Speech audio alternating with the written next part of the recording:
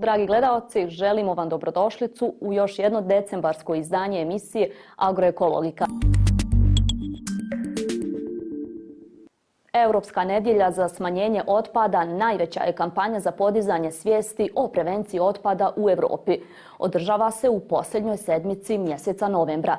U Bosni i Hercegovini postoji udruženje Green Art koje već godinama kreativnošću pobjeđuje otpad, dajući mu novu upotrebnu vrijednost.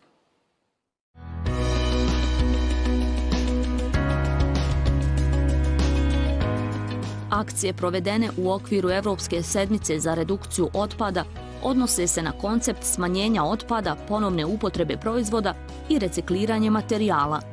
Zapitajmo se treba li nam zaista roba koju ćemo kupiti prije nego što je kupimo. To vrijedi i za ambalažu u kojoj dolaze neki proizvodi.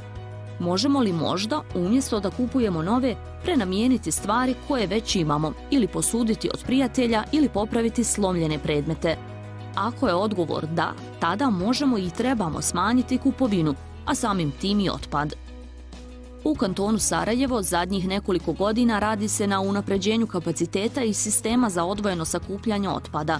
Međutim, količina otpada koja se šalje na preradu i reciklažu zanemariva je u odnosu na količinu smeća koja se proizvodi i odlaže na deponiji. Ekipa udruženja Green Art iz Sarajeva i ove godine obilježila je Europsku sedmicu za smanjenje otpada projektom Bazar Eko Art. Umjetnička djela od otpada stvarali su na art eko radionicama sa djecom u Domu za djecu bez roditeljskog staranja Bjelave uz podršku Ministarstva prostornog uređenja, građenja i zaštite okoliša kantona Sarajevo.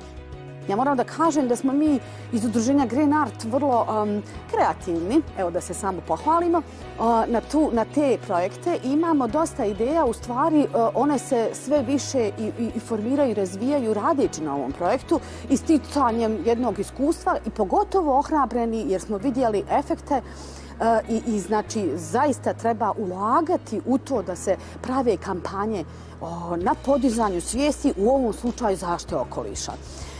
Mi smo ove godine napravili projekat Eko Art koji obuhvata nekih 8 art eko radionica. Mi smo imali te radionice u dječjem domu Bjelave, neke smo uradili online, a neke smo imali priliku da uradimo u njihovom dvorištu napolju dok je bilo sunčano, a sve zbog ove pandemije koja nas je zadesila. Prezentirane su krasne saksije za cvijeće od ambalažnog otpada. Mi smo ove godine pravili smišljeno od ambalažnog otpada saksije jer smo htjeli da vidimo kako možemo direktno odmah imati jedan gotov proizvod. Znači, napravili smo od različitih plastičnih zdjelica. U ovom slučaju imamo tu zdjelice od pavlake, imamo konzerve razne i imamo također od nekih omekšivača imamo ove flaše koje sve smo koristili kako bi njih ukrasili i koristili za cvijeće. Ono cvijeće koje smo mi ovdje izabrali su sukulenti, jer smo mi ranije radili na ovim projektima, imali smo zeleni zid i neko iskustvo stečeno tim radom je pokazalo da su oni najzahvalniji ipak iz ove manje neke forme i budu uvijek zeleni i veseli. Ekipa Green Art Bazar je postavila u neposrednoj blizini čepo klupe, koju su ranije izradili od PVC čepova, te postavili u Gimnazijskoj ulici u Sarajevu, a čime su iznova dokazali da otpad može biti umjetnost. U ovo vrijeme pandemije svi smo pod stresom uslijed ograničenog kretanja, no boravak u kući možemo iskoristiti i izraditi razne predmete od ambalažnog otpada, te time zaokupiti misli, a ujedno napraviti nešto lijepo i korisno te smanjiti otpad. Pa evo ja mogu da kažem i kao umjetnica. Znamo da je umjetnost razni vidovi njenih, od slikarstva, od tkanja i tako dalje, uvijek su bile neke i psihoterapije. Ja moram da priznam, radeći na ovom projektu, a mi smo i prije toga imali isto tako te radionice, art eko radionice sa djecom, meni lično su jako pomogle. Znači, to je jedan prvo što mora čovjek da bude tu i da se smiri, pa da onda rezultat svakog ovog ovdje predmeta što mi imamo mora da bude uredno, da bude i čisto. Znači, samim tim kad se vi fokusirate da postignete taj cilj, a onda vidite kad onda počne to ona pripremna radnja, pa onda počne da ukrašavate na razne načine. Mi često koristimo dekupaž tehniku. Kad vidite te rezultate, onda vas to zaista uzme. Ne slušate dnevnik, ne gledate kroz prozor, jer malo je teško i tužno kad vidite puste ulice i vidite ljepotu u tom svemu. Mogu da kažem, treba se okrenuti pozitivnim stvarima tipa društvene mreže. Znači, kad vi ovo sad komunikacija na taj način može da zaista ljude ispuni na drugi način, čekajući da prođe ovo što nas je zadesilo, a vjerujemo da će to jednog dana uskoro i biti.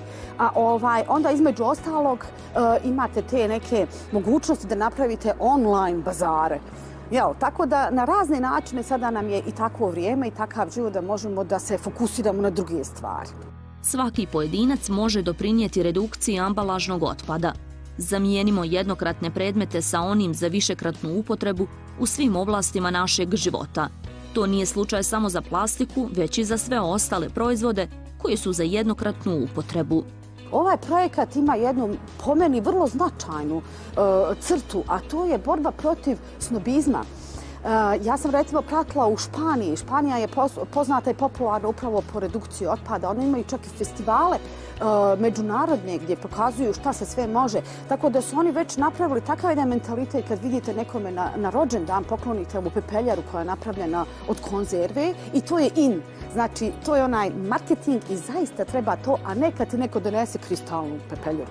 Mislim, lijepo je, ali ipak hajmo da vidimo tu ljepotu u tim stvarima. Prvo što je to onda i unikatni rad.